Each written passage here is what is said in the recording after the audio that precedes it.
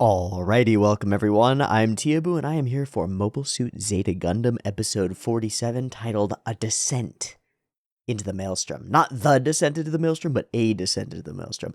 I have no idea what that means, but it makes me very excited. Last time on Mobile Suit Zeta Gundam, I'm going to have a really hard time doing a recap here because of the sheer quantity of shit that went down in the previous episode. So, the first thing we're going to do is we're going to turn our attention to a couple of comments and use those as a springboard / jumping off point to talk about the events of the last episode. Most crucially, Sarah and Katz, Haman and Sirocco and Jamatov and Char, and the overall scope of all the things. Comments. Starting with Jellicock Respawn. I didn't want to possibly spoil what happens in this episode with calling out the references related to Sirocco earlier, even though he has been looking down on the Tetons ever since his introduction. Sirocco is known as the man from Jupiter, and his ship is the Jupitress. Jupiter is Zeus. Sirocco developed the Pallas Athene. Pallas Athena was born from Zeus's forehead. And what does Zeus do to the Titans? Well, he puts them away. There have been other new type machines related to gods as well, like Lala's Elmeth, pronounced the same as Hermes, which I should have recognized because of JoJo's, in Japanese, and Haman's Cubily, Sibel. You also notice that Sirocco does not call his mobile suit the O, as the subtitles have it for ease of use for English speakers, but really it should be the O, as in the O as the singular perfect sphere, aka God, and also Theo, God, from theology, the study of gods, as confirmed apparently by the mecha designer. With the Zeus references, it could also be linked to the Omphalos, which I don't know what that is, and it doesn't matter. That's super cool. There's all this Greek mythological stuff woven into the background. I guess as we went through, I sort of ignored it because I've learned mostly from Anno to just sort of ignore the background and naming scheme stuff. I guess I just sort of take it as rote. It's like, oh, they named stuff after weird mythological context stuff. Sure. I'm not going to read into it too far. Lesson learned, I should read into it too far, and that would be fun to talk about. It would have been nice if I had figured out any of the Sirocco stuff earlier. Been like, oh, the man from Jupiter is looking down on the Tetons, and like, yeah, that would be cool. No Kronos stuff, no greater mythological context, but some cool references regardless, and that's quite useful. Thanks for the comment. On to a comment from Angel James. Last episode, there was the throwaway line from Haman that I didn't mention but might be important moving forward. Her officers inform her that Gaza C, a couple of the Pink Axis mobile suits, Squadrons 5 and 6 are headed for Grips 2. Before crashing the asteroid Axis into the Gate of Zidane, she sent 2 squads to the colony laser. We did know that part of her plan was to shoot down the engines on the colony laser and then capture the colony laser as a weapon for herself. That was said explicitly, so this sort of fits into that context, I think, unless it implies something that I'm not expecting. I think what it implies is that Haman is trying to grasp control of the colony laser because it's a big gambling chip and a big play to make, and that makes perfect sense to me. Not surprising, and I won't be surprised if she pulls that out soon. This episode is so good. God, yeah, it was. Something to notice is that even before Jamatov and Sirocco arrive at the Guadon, Char is there spending time with Minerva. And I'm really curious about that. How did he how did that end up happening? Like, where was that negotiation with Haman? Like, hey, can I go see Minerva? Where was that as, like, a gambling thing or a bargaining chip? That seems like the sort of thing that Haman wouldn't let slide and would do very intentionally. And I think she does do very intentionally. And, of course, it ends up being really interesting because that is the warning in many senses. What Minerva accidentally says about them switching ships is in many ways the warning that tips Char off that something weird is going on and enters him into the whole situation. But it's unclear if she's being used to distract Char from the negotiations that are taking place or what. I just don't know. Char is there spending time with Minerva. A line that I never really thought about until now is her asking Char to tell her about her parents and that she feels at ease with him. Char wanted desperately to kill her father, Dozel, but Char was Dozel's direct subordinate for almost the entirety of the 1-year war. He would know a lot about him. And we know from his outburst upon reuniting with Axis that he hates what Hamon has done to this little girl, that he feels very deeply about her. And I think it's because Minerva is Char in a weird sense. There's absolutely some rhyming there. She is the orphan heir to Zeon dressed in a red Zeon uniform. He must sympathize with her a great deal and doesn't want her to go down the same path that he did. Another thing I noticed is that despite being aboard the Guadon, Char doesn't participate in negotiations. And again, I'm curious about why. And when Hamon arrives and sits at the table, the camera pans to an empty seat, presumably where Char would have sat. So who kept him out of that meeting, and for what purpose exactly? Unclear, because all of them would have had motivation to do so. But my guess is something maybe Hamon, because he's off talking to Minerva, and that might be used as a distraction for this. After Sarah's death, her ghost kisses Katz on the cheek. He looks very much like Amuro when this happens. Yeah, it absolutely rhymes. It absolutely rhymes. You've got this girl who is not captured, but her attention and mind is captured by the other side, and there's all this new type shenanigans and all this fucking bullshit, and because of a conflict between lover boys, the girl in the middle ends up getting killed, and it's all Katz's fault. That Sirocco ignored her spirits, well, it's Katz's fault, but it's Siroko's bad acting, right? It's Siroko's being a bad actor that causes it all in the first place, because he's the one who's manipulated her and messed with her mind and done new type brain poisoning bullshit stuff. Yeah. That Sirocco, and I really like this, pointing this out, it's super important. That Sirocco ignores her spirit's request for Katz to be safe fills me with a combination of grossness, anger, and sadness. Even in death, Sirocco didn't actually care about her. Yeah, just a tool. 100%, just a tool. Just like everybody has been in Siroko's hands, just like Rakoa is, just like all of this, just like, honestly, Jamatov has been. It's everybody's a stepping stone, everybody is a means to an end, everybody is a tool. Sirocco is a classic socio into psychopath type who just wants to get ahead and doesn't care how many heads roll in the process. It's fucked. See, this is why I wanted to read this comment, because I knew it would get to me and it would put me in the space of the episodes themselves, and without having to go back through and do a recap, I could just vibe off of the comment material and like, yep, that sure did happen, and I do feel some kind of way about it. Man. After Emma checks in on him, Katz tells her that he had a dream of him and Sarah playing together, and when Lala died, one of the visions Amuro had was of two children playing in a field in the middle of space. I do remember that. And it's fantastic and really interesting the way that it rhymes. It's like some things are destined. Sadness is part of this circumstance. Loss is a part of love, and especially when it's married to war. Sucks. But Katz is a little shit, so I don't know. I feel for Sarah. And I guess I tangentially feel for Katz too, but I also think he's a little shit. Really fucked up a whole bunch. Just like, I'm gonna go do a negotiation and maybe kill Sirocco. That'll be fun. Just gonna steal the G-Defensor and head on out. Idiot. Stupid idiot. Sirocco's new mobile suit is Zio! Alongside the Masala, the Palace Athene, and the Bulanoke Saman, Zio was designed by Sirocco and built aboard the Jupitress. Zio was actually designed to operate in the heavy gravity of Jupiter, but in space, despite its size, it's incredibly fast. The weapons the Cubili uses against the Sirocco, Sarah, and Rakoa are funnels, upgraded versions of the bit weapons used by Lala's mobile armor, the Elmeth, which is a really cool way that it also ends up rhyming. When not in use, the funnels are stored in the Cubile's back skirt. We actually see the Cubile raise the back skirt, to deploy the funnels at the start of the fight. Yeah, going back through it, we definitely see that, and we see them deploy, and it looks sort of like it's just a rocket barrage, but it's clear that those end up being the little bit sort of things that sit around and fire from all directions, and that ends up being great. And it takes a special pilot to pilot such a weapon, and she's a special pilot, that's for sure. Very special indeed.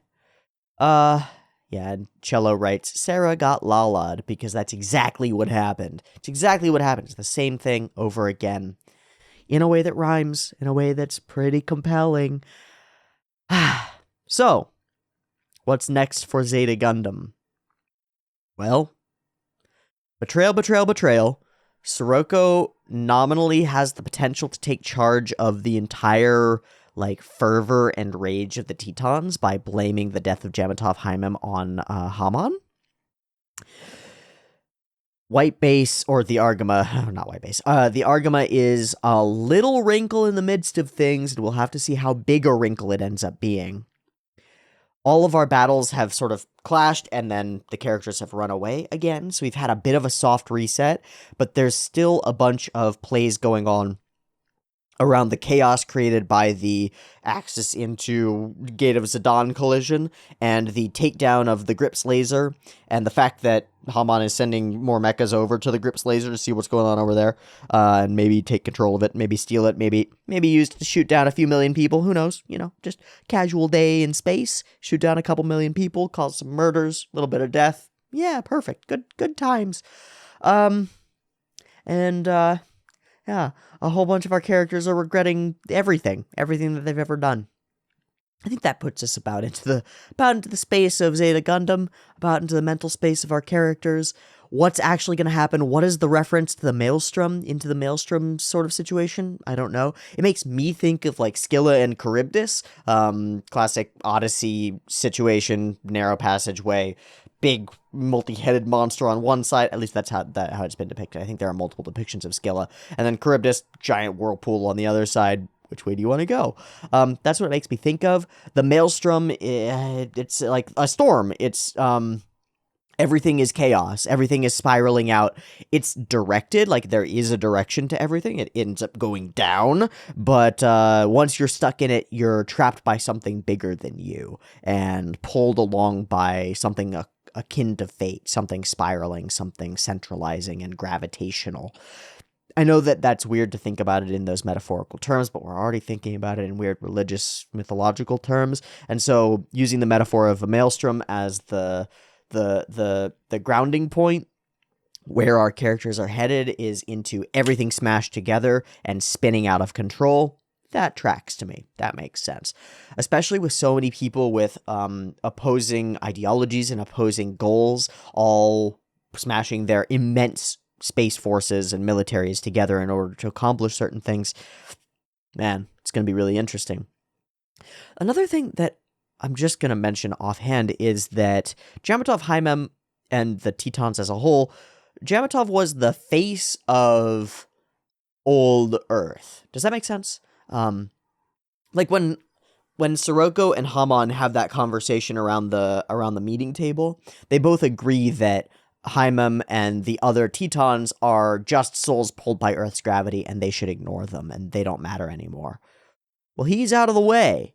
The only people who are left are the people whose souls are not pulled by Earth's gravity. And so for the first time in a long time, with the exception maybe of Basque Ohm, the only characters who are in real power, real positions of authority and power, are people who are spacenoids, who are dedicated toward the purposes and goals of people living in space. And their own ulterior, malevolent, malicious means and reasons for doing things and stuff. But at core, all of them are spacenoids, and all of them are fighting to some extent to not be pulled by Earth's gravity. Can we use that in some way? Will that lead to unexpected conclusions? I don't know. But it's pretty interesting. So, here we are. Zeta Gundam 47. Got 4 episodes left, right? Jeez. Oh boy. Let's do it. Episode 47 of Mobile Suit Zeta Gundam, A Descent into the Maelstrom. Let's check it out. You ready? I'm as ready as can be. Be prepared to drop comments on this one. I will expect and look for them and hope for them. And thank you very much for the good comments that have already been written and that I talked about already today.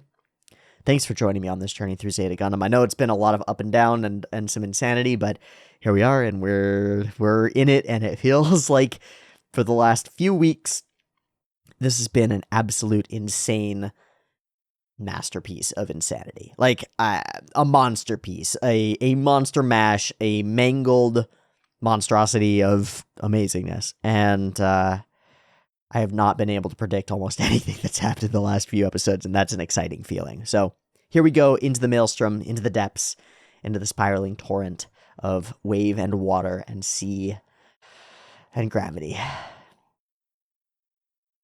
Episode 47 of Mobile Suit Zeta Gundam, 2 versions, picture-in-picture in the description, timer on YouTube, beep beep timer, let's go.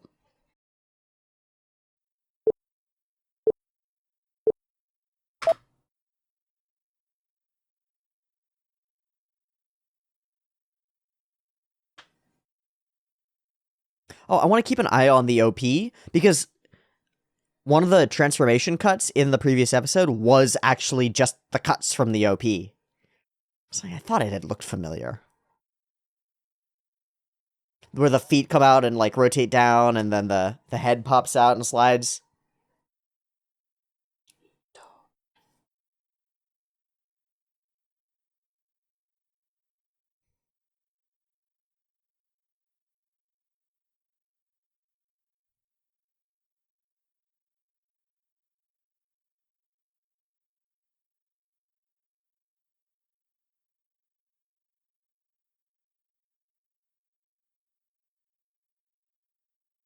Did I just miss it? Did I just zone out and completely miss it? I think I did. Immediately after saying that I wouldn't.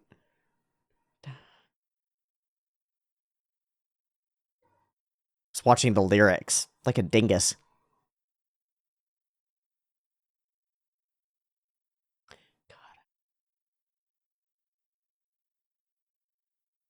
Yeah, I totally did.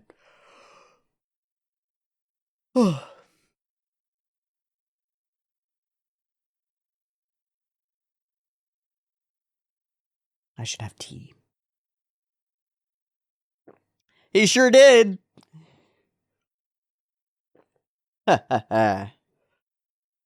She sure did.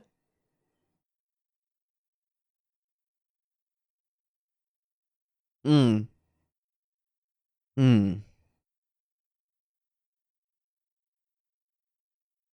Sora no Uzu? That doesn't sound like Descent into the Maelstrom. That's something in the sky? Okay, quiet, calm music. Weird. Gonna run into... Oh. Hi, Haro. Hi, kids.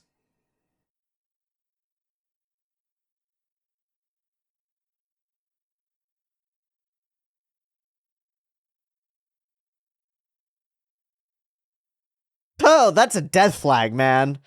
Oh my god, what?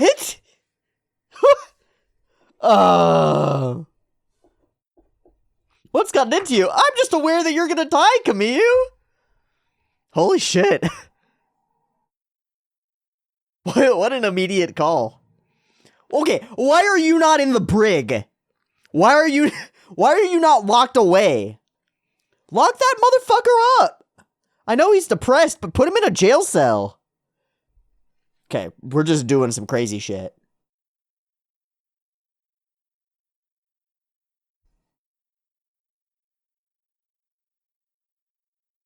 Sweet. What is it?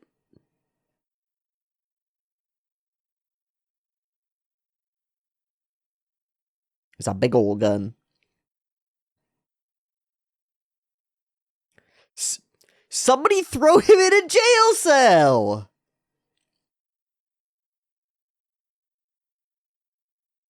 No, because we have knowledge of...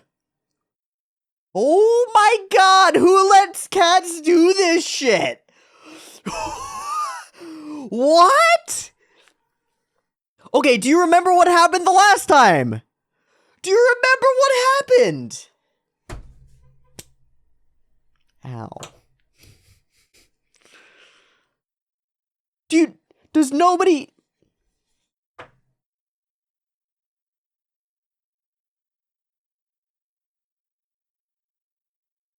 Does everybody on this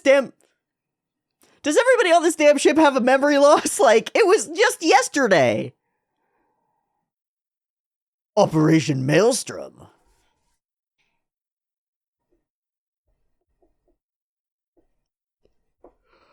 I like the trusting Camille, but what the fuck? Okay, here we go. We're commencing the operation with 2 extra mobile suits out. What the fuck? Ah! Yeah! Yeah! I'm all in favor. Lots of correction, especially for cats. Put him in a jail cell. Bruh.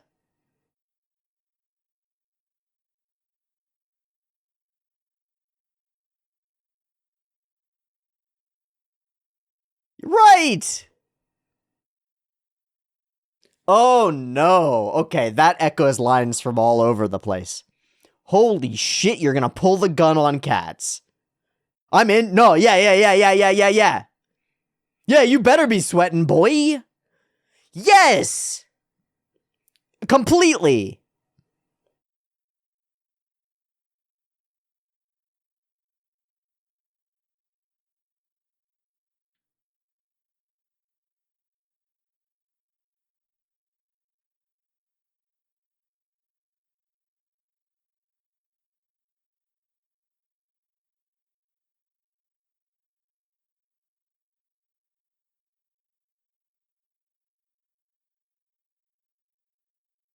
Okay, that was more sinister.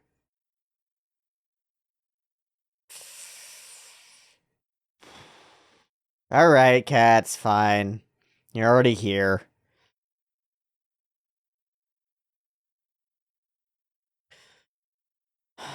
Can you restrain yourself in the same way you're restraining cats? I don't know what she means by that.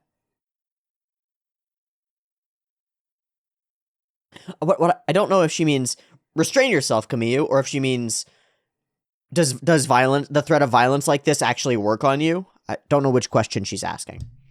Man, we're big music. Climactic. Very cool.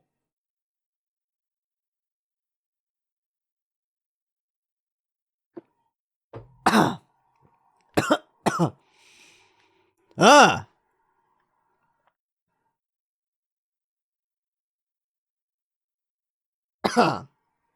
Ah.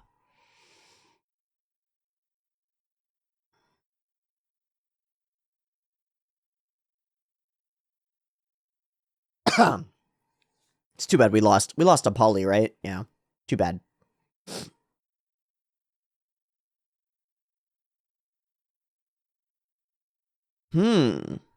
Maybe. Oh, it's Botti.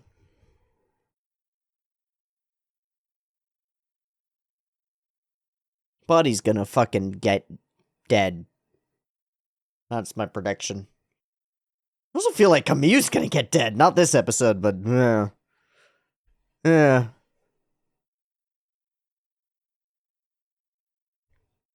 Okay, how's the diversionary operation going?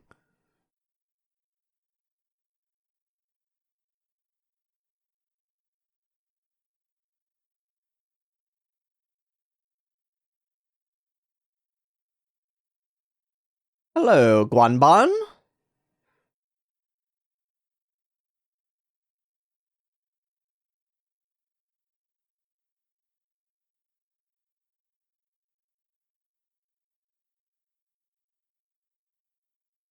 Hmm. Hmm. Hmm? Hmm? Hmm? Weird vibes. Oh, shit. New type vibes, maybe. Doo-doo. Doo-doo. God damn it, Cats is gonna ruin the stealth mission.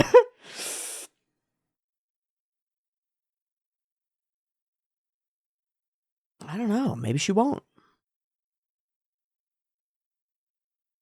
Alright, there goes Char. That's cool. Okay.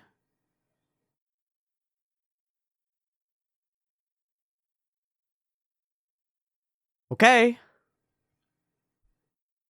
That guy had a full character design. Look at him, he's great.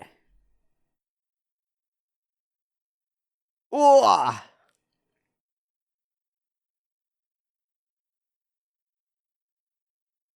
Hmm. Greatest weapon ever created. Ah, it's only good for its size. What the fuck are you doing on the bridge? That's a good question. Huh? Huh?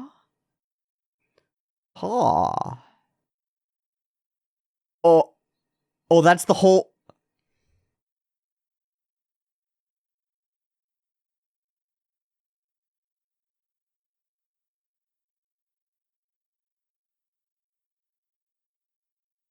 We need the kids here for morale.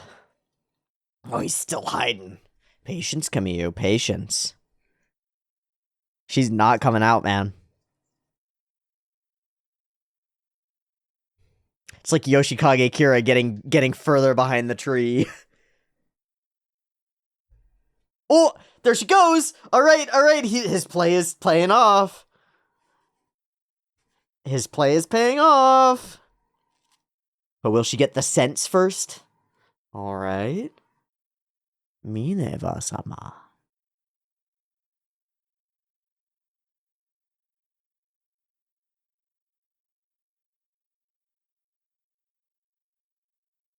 Hmm.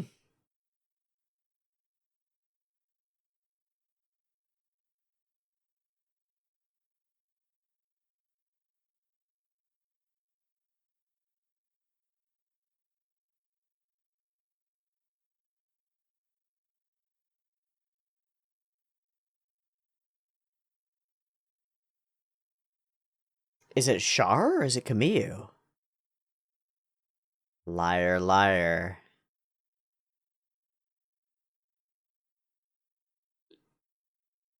What a pleasant, simple way of looking at things. Shaga? Oh boy. He's a man we can rely on. I hope so. Oof.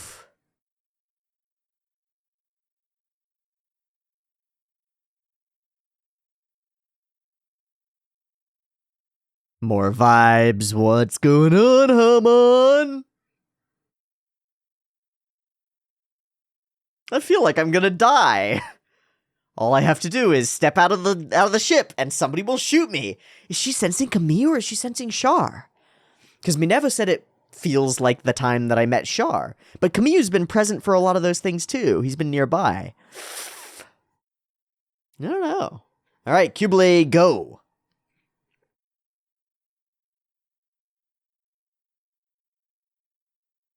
Feeling the back of the neck tinglies. Mobile armor, is that Katsu? That's Cats. Oh, jeez. Bruh.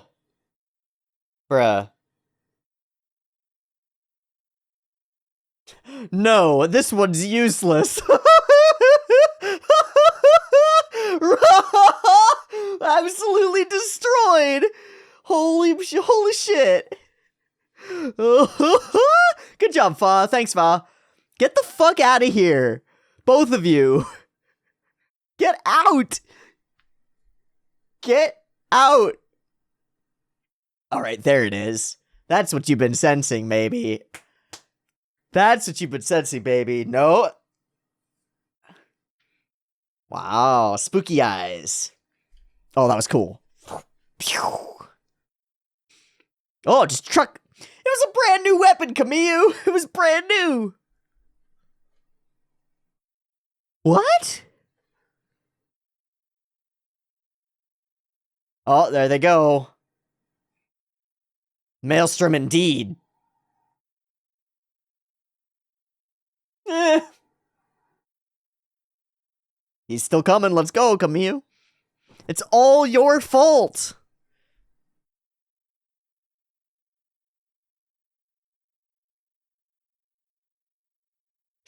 That's so cool looking. Zokabuts. Oh. I don't know. Oh, it's Char. No. What? What's happening? What just happened?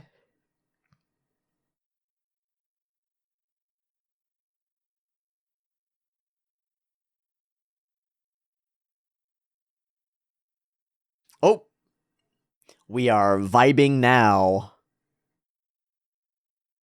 What's up? Huh.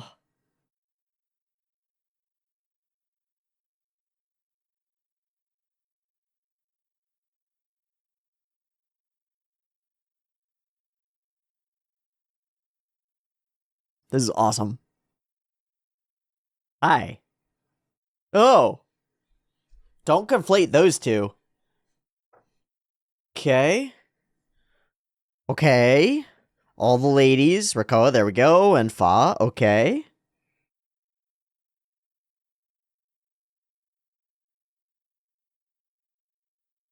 Mama? No.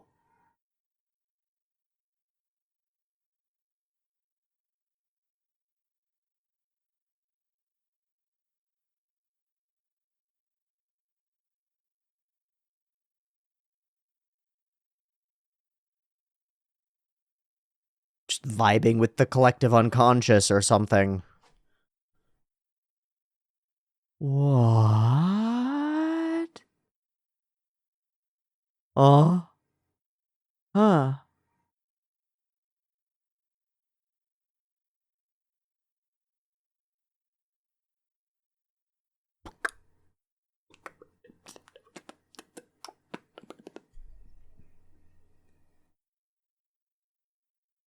An unreality?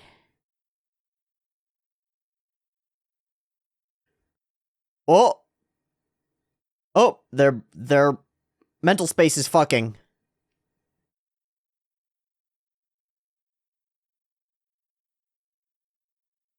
Transcendent understanding? Like mind melding? Oh, nope. Gonna shoot ya. Zeta. Same line as Sirocco. Sirocco's line last episode was, "It's you who's been deluding Sarah," right? But meddling with your mind is how we can see eye to eye and actually communicate. And that's not what you want, is it? We might be able to. Doesn't want to. Will not let you in. Whoa. Oh.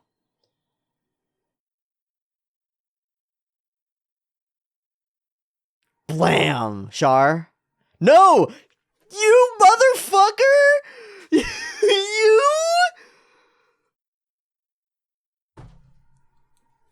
What are you doing here, cats? You're gonna get killed, kiddo! Oh, jeez. Oh, jeez, cats!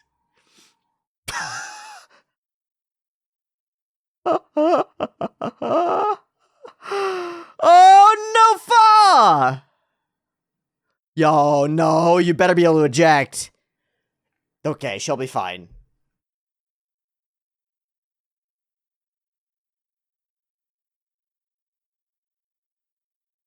Even if we can communicate, not for you, baby.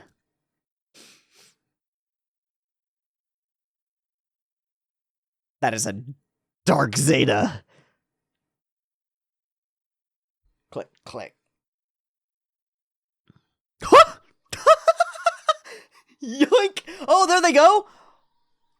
The new weapon! I thought it was in the gun. Okay, it's in the arm. Very cool.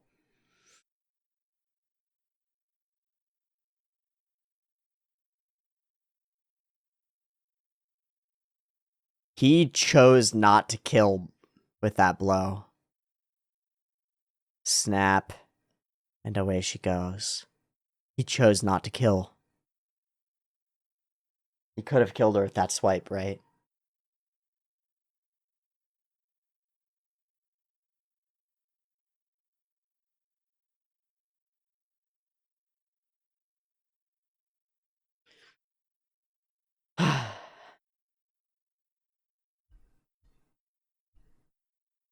Yeah, he doesn't blindly chase her.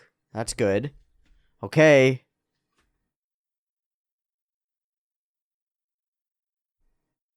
Would have all been worthless. Back to the Argama. Stay safe, Emma.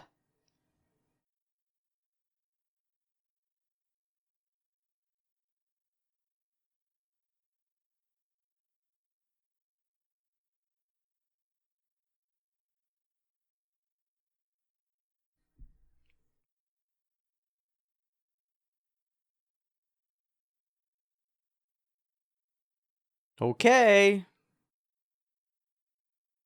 Mission moderately successful. Not completely yet. Hello, Gonban. Hamon back aboard? Where is she?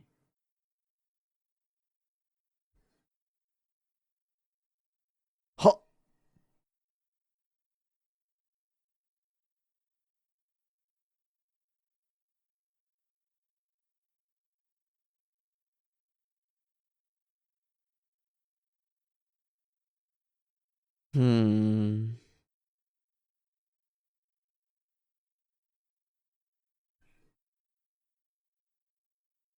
Soyokoto ka. Oh, that's just as simple as it is, huh? Man. Fascinating.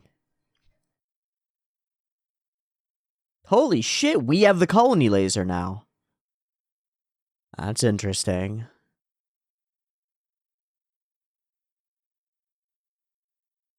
Yeah, and she just became dedicated to murdering Camille. Yeah, for corrections. Yeah, for corrections! Against orders, you dinguses!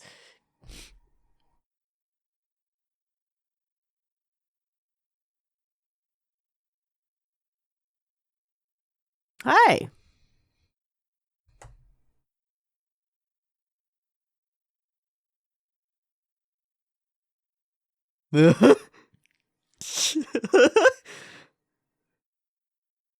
My fragile feelings lost to her intense. Well, what lines? What lines? That's true.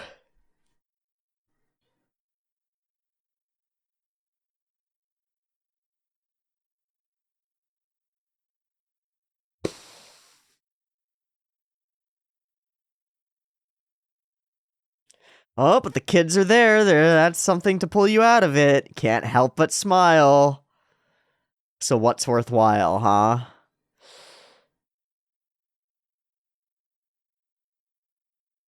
And the smile from Char, too. Man, that's ominous. That's so ominous. Jesus. The Argama alone pursues Axis. Their plan is to board Axis and change its course away from Granada. Okay. We'll see how that goes. God. What an exciting episode. What an exciting episode. Some fascinating lines back and forth. And a fascinating, like, continuous increase of how much new typeness is going on. We had Sirocco and Hamon face off in ethereal worlds, right, last time, but nothing like this.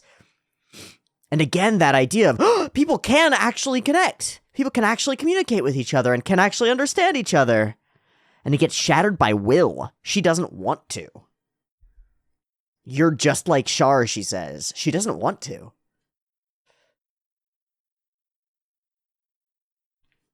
Why does he see all of the women in his life?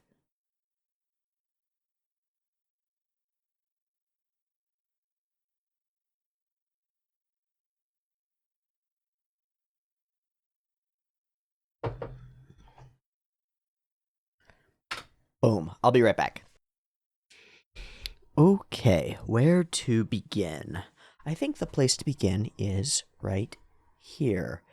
There's a theory underlying a lot of Gundam so far, and the theory goes something like this. New types are humans who are more capable of understanding each other. What their actual powers and stuff is, we can leave be, but they're humans who are actually capable of understanding each other. The problem, this is a theory, the problem is that not everybody is a new type, and even those who are aren't capable necessarily of reaching out and connecting to each other. If they were, if everyone was a new type, for example, if everyone was capable of comprehension and reaching that understanding, there would be no need for war or violence or misunderstanding because everybody would just understand each other, Evangelion style, like super obviously proto-Evangelion style, I think. Everybody would be able to understand each other and all would be goop, and that would be good. This episode crushes that idea. It crushes that idea directly. We have two powerful new types square up against each other, comprehend each other, and not through circumstance or circumstantial situations or extra things or weirdness or interruptions or betrayal or mistakes, but through active choice. They decide not to communicate with each other, not to end up on the same page, and to instead continue the war. They have every opportunity to reach peace, to reach understanding, to reach comprehension, and they do not. So it flies in the face of the theory. The theory is, gosh, if only everybody wasn't trapped by Earth's gravity and everybody had new type powers and was able to see into the souls of other people, we would have no need for war or conflict. Wrong. One does not necessarily lead to the other, says this episode. Squarely, right there. Hamon and Camille sense each other, see each other's memories, feel each other's pasts. And Hamon says, nope, you're messing with my brain, fuck off out of here, I want to kill you. As Camille in the Zeta screams about how, but we could get to know each other, but we could be friends! Or more importantly, we could vibe as humans, right? As souls, not trapped by anything. And instead, she chooses chaos and death and destruction and fighting. That's interesting. That's interesting because it really runs counter to the theory that we've had. There's this sort of idealistic theory present in a lot of the people who are thinking about new types that is like, if only everybody could experience the same thing, then there wouldn't be any need for this conflict anymore. We'd be able to mend these bridges and overcome these barriers and these differences between people and see eye to eye and communicate effectively and really, really, truly understand each other. And the show says no. Partly because individual traumatized, destructive people don't wanna. Is it possible? Maybe. But it doesn't necessarily lead from one to the other. It's not convincing. It doesn't convince Hamon. Her seeing into Camille's mind doesn't convince her that they could be friends. It does the exact opposite. It convinces her that he is dangerous and he is the particular enemy that needs to be killed and destroyed. That's fascinating. It's completely not what would be expected given the hypothesis of the thing, right? Like, the hypothesis is, if only everybody could see eye to eye, we'd be able to see eye to eye, and there'd be no reason for people like Sarah to die and millions to die in these colony explosion things. We wouldn't need any of that shit because we'd just be able to understand. No, says Hamon Karn. Wow. Fascinating. All right, somebody needs to put a lock on the G Defensor and put Cats in a jail cell. That's really all I have to say on that front. Cats should be in a jail cell.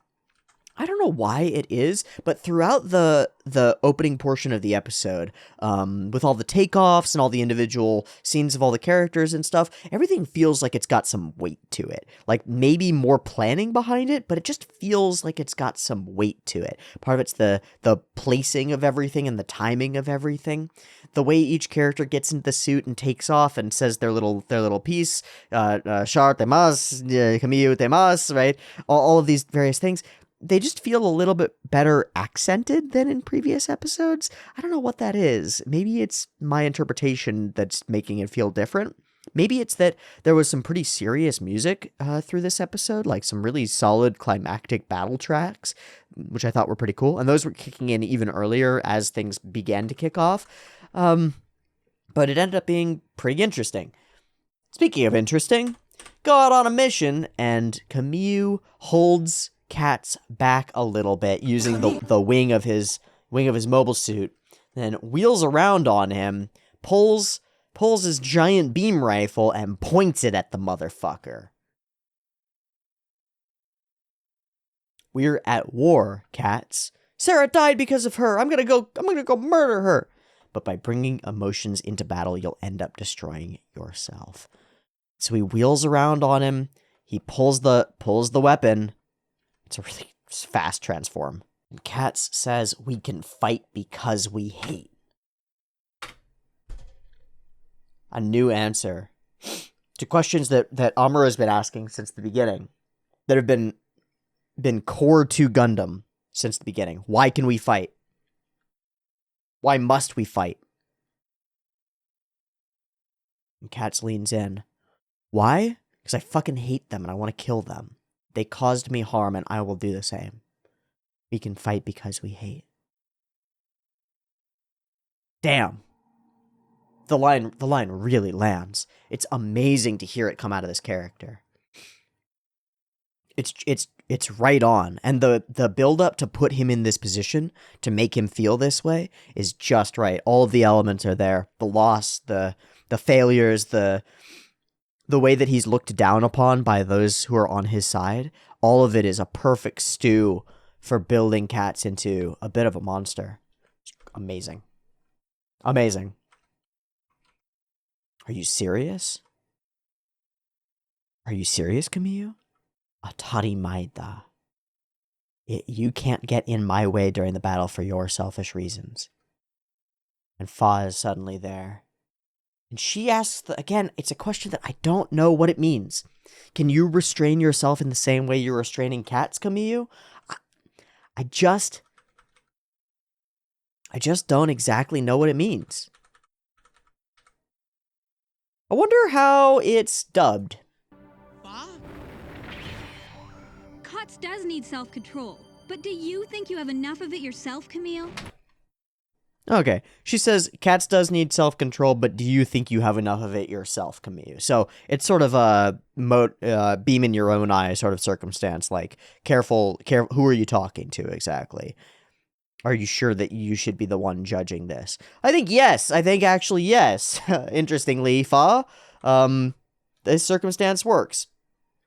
And Camille interprets that generously. I wouldn't quite say misinterprets Fa here, but interprets generously to himself. You're tired of all this fighting too? Well, then you should be agreeing with me because I'm just trying to end this war quickly. Now don't follow me. Let me finish this mission on my own. You alone can't handle this diversionary operation. Don't follow. Join the main force. He clearly thinks he can. I think he can. I think he totally could. But I guess maybe I'm wrong, given that we did need their interruptions in the battle with Hamon. So, man, what a fascinating interaction between these three characters, between Cats, Fa, and Camille. Just his willingness to stop and wheel around and put a gun on Cats is amazing. It shows how far Camille has been pushed, I think, is how I'm reading it. Like how pissed he is at this whole war thing and all this destruction and all this bullshit that they've been experiencing. He's just ready to make it end.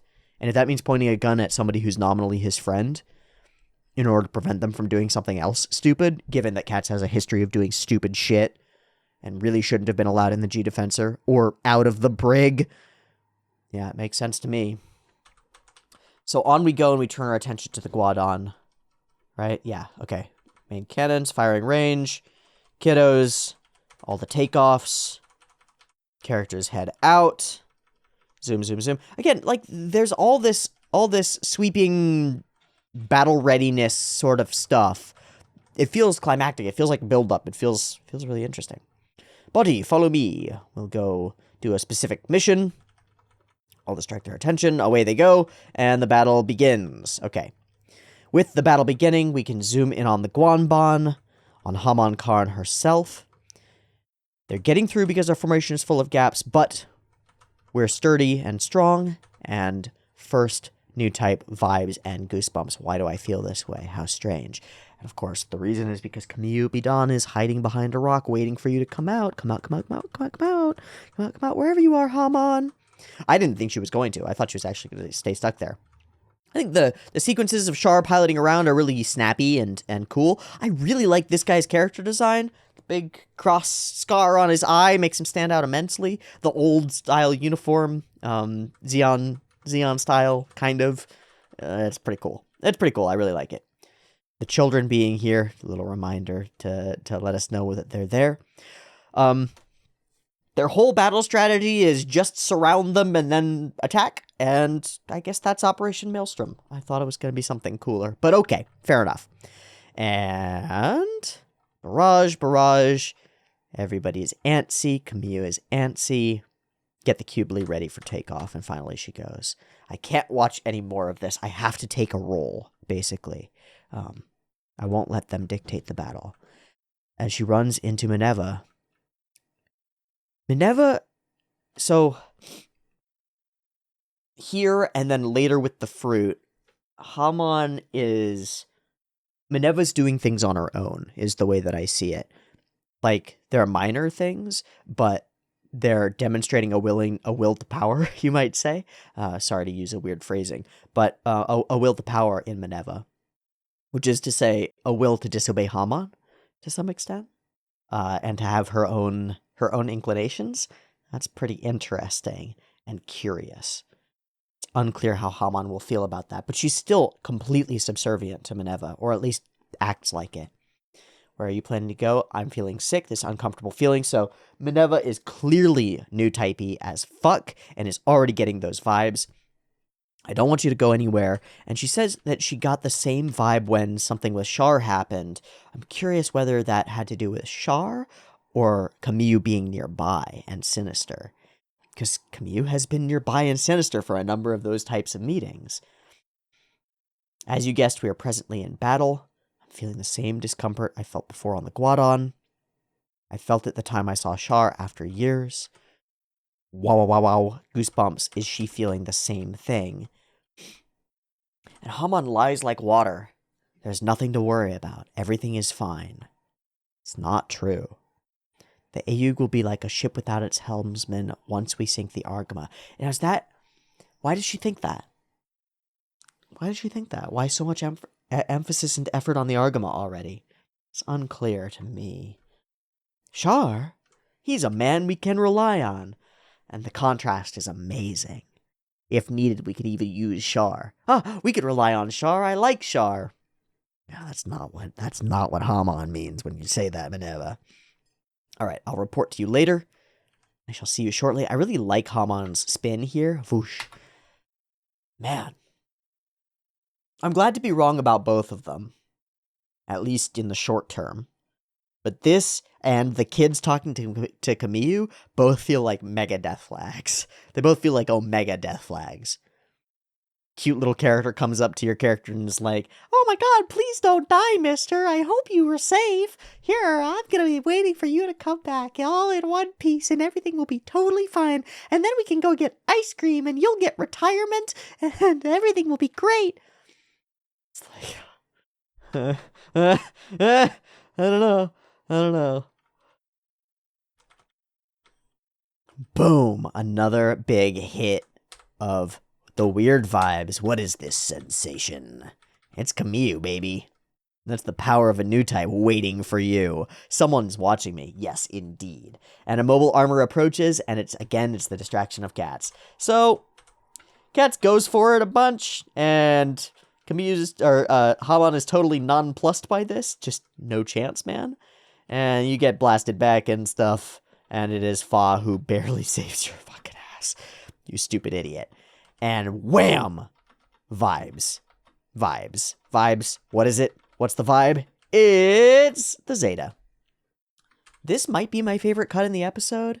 The way she, like, balls up and then bursts out. Yup, pow! Super rad. I think that's super neat. And we end up in the midst of the fight between Camille and Haman. And both of them blame each other for everything. By the end of this, Haman is like, Camille's the big problem.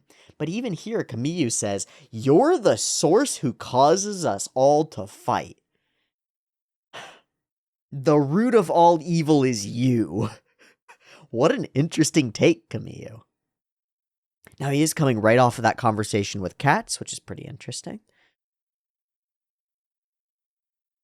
You're the source who causes us all to fight.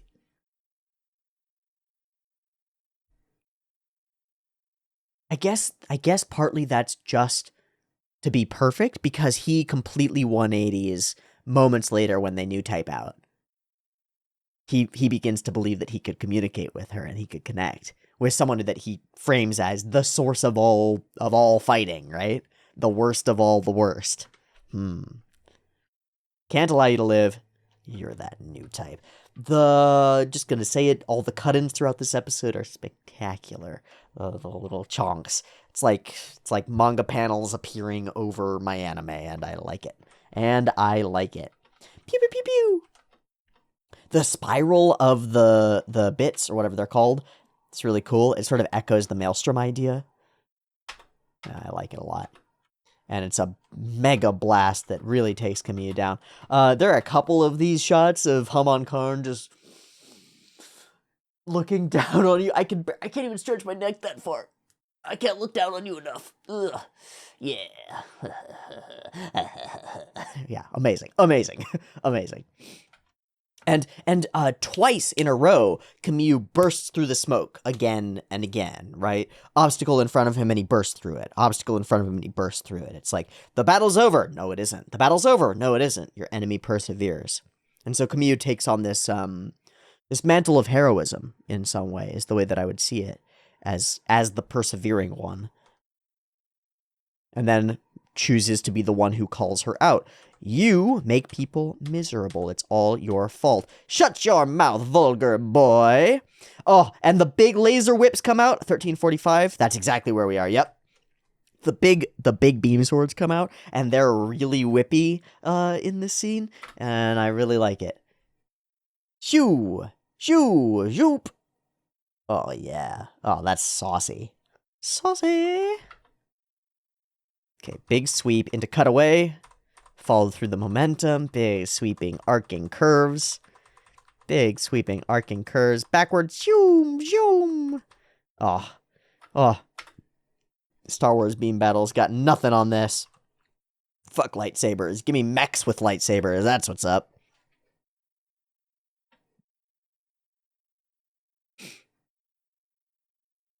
Okay, Fa Cats, are you alright? Camus, what about Hamon? And then there's a weird line. It's alright, don't worry about her. I've got it. Cats, can you move? Yeah, I'm okay. Protect the Methus, that's now your duty. But what about Hamon? Right, but what about Hamon? What about the goal? Don't you get it? You were as good as dead. Just like what he said to Sarah. Don't you get it? If you die, it's all over. Same idea. Don't you understand? Don't throw your life away for this. Why are you still focused on that? Stay alive, you fool. Oh, shit. I just did a... What the fuck? I guess all that stuff ends up happening later. So I did a weird skip through is what happened. I accidentally hit the wrong hotkey and messed some stuff up. So we're way out of order now. That's okay. We will continue from here. So the beam battle happens. Then they blast out some waves of light at each other. Some people get some weird sensations. What was that I just felt? And we begin to vibe into vibe space. Okay. Where am I? And Camus sees all the women in his life over the fuzzy image of Hamon. New types and not. Who is it? It's not Fa. It's not Rosamia. Is it Rakoa? Is it Mom? It can't be. And it's a connection with the feminine as a whole. But it's someone I met long ago, or at least it feels that way. And she sees all these men in her life, Sirocco, Char. We don't have enough backstory on Hamon to really know. And we see these deep and distant memories, and both of them get racked by the same emotional overload here. Is this a real thing that really happened with the two of them together? They knew each other before. That's me. A dream? But it's a dream. It's not a real thing. They end up in the same pose. Their souls burble out from them and intertwine. Again, we're full Ava now. We saw the same thing. They're simply memories. And Camus goes, so people can understand each other. Understand each other. Is that what this is? Yes. And her face appears through, and his will later as well, as he makes the turn. Don't get cozy with me. It's an overstepping. It's too comfortable. It's too close. For someone as hard-shelled and authoritarian and closed off as Hamon Karn, you can't break through that shell with a little bit of new type shenanigans. It has the opposite effect. You think that getting to know her will make like a connection occur, or like you'll be able to see eye to eye, and it makes her despise you because she doesn't want to be seen. At least that's how I see it. Fascinating. Fascinating. And again, it flies directly in the face of so much of the ideas about new types. If only we could connect. If only we could understand each other. If only humanity could hear each other's voices. If we could see into each other's minds, there would be no need for conflict. No, it says, that theory doesn't hold up in the real world. It doesn't hold up. At least not with somebody like Haman Karn. Maybe not with anybody. Fascinating. Fascinating.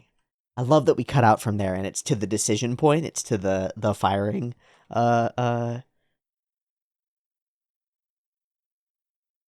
firing joystick thing. And she says, Zeta, is it you that's been deluding me? You're messing with my mind. And it echoes the same line that Sirocco said. It's you that's been deluding Sarah. Saying it to cats.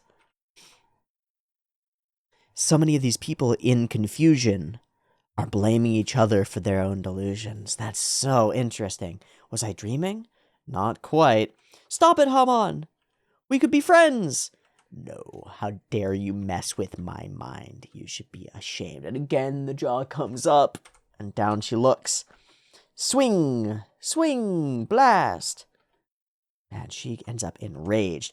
Stop it! We might be able to understand each other. She doesn't care. She doesn't care.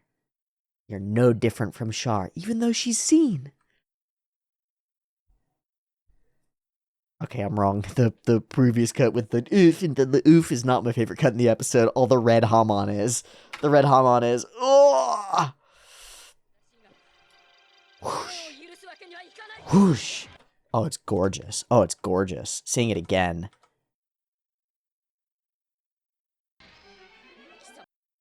It's gorgeous. There's all the flow of the lines moving past, and all the lines make up her and move past.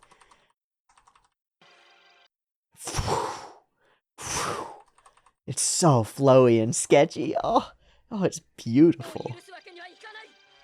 Oh, it's beautiful. One more time.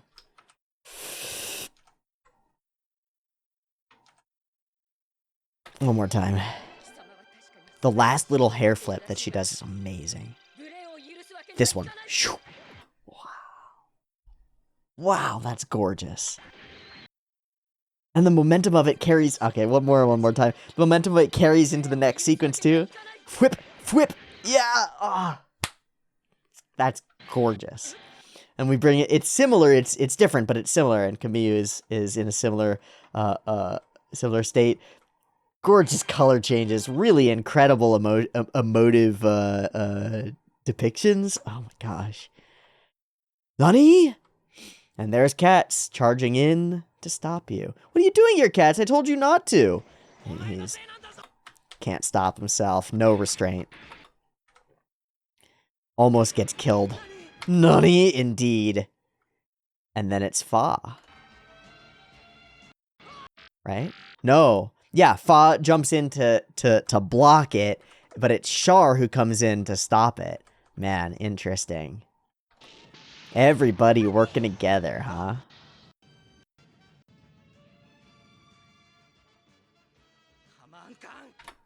There it is. So, it's once Fa's mobile suit gets harmed, he turns, Haman Karn! Now I know. You don't deserve to live. And vibe, and his own face. Just like hers did before. His own face appears. Return to your world of darkness, Haman Karn. Ah, you're taking my mobile suit too lightly. And he throws his gun saber. Just hucks it in order to use his special weapon. And he almost manages to kill her with it. He gets this voice. People can understand each other, right? And in that moment...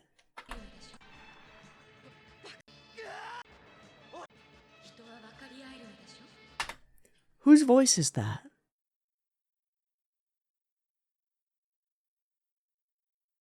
I'm not sure. But that's what prevents him from swinging down and actually taking her through the center of the mobile suit. That's what lets her get away.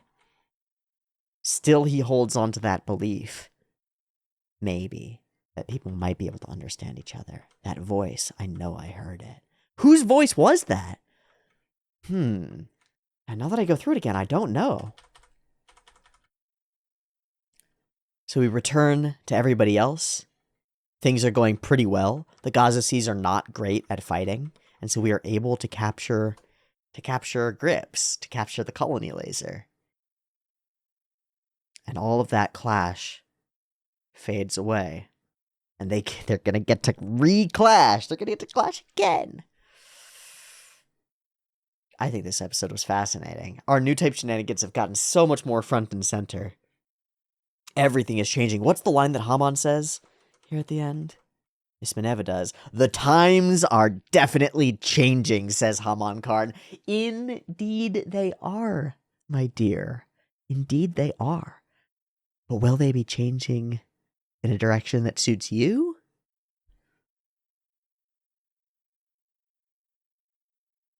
I don't know. I don't know nothing no more. I don't know nothing no more. What a blast. What an exciting setup. So now the AUG has taken nominal control over the colony laser, and hopefully won't use it for nefarious purposes. They might. Siroko's out there and not present in this episode. Unclear what he's going for. Axis is moving Axis toward Granada, apparently to make the sky fall and drop an asteroid on another giant location. Hamon Karn stumbles but does not fall in the face of Camus' new type shenanigans. And we question everything about everything. Endgame is here. In fullness. Will our characters survive it?